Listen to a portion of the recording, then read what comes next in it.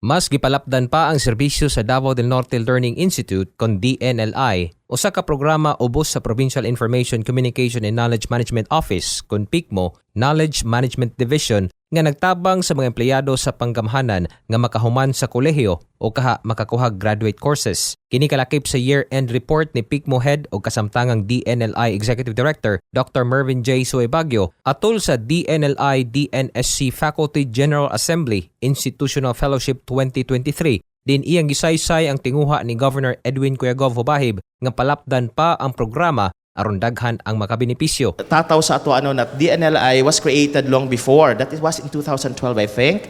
Pero nagtuog yun may nga basig dili na kayo na naka-active kay lahi po siguro ang gusto sa atong bagong gobernador.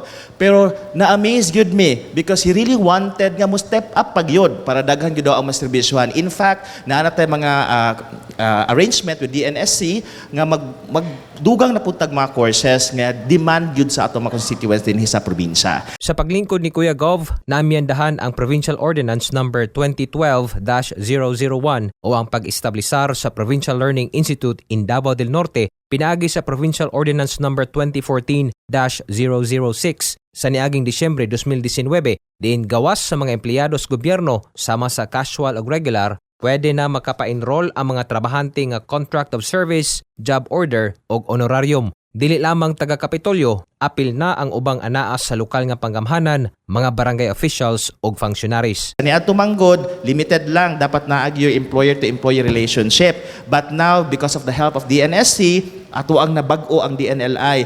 Maapil na gyud nato ang katong mas nanginahanglan, especially contract of service, job orders, kining mga walay employer-to-employee relationship ba. So we have included them already. Sukad 2013 hangtod 2023, ubay-ubay na nga mga empleyado ang napahuman sa pagtungha pinaagi sa DNLI sa nagkalain-laing gitanyag nga kurso. Sa Bachelor of Public Administration, doon na 241, Bachelor of Science in Disaster Resiliency and Management, doon ay 52, o Bachelor of Science in Entrepreneurship kon BS Entrep 39. Sa mga naunda nga kurso sama sa Certificate in Preschool Education 66 o Bachelor of Science in Midwifery 61.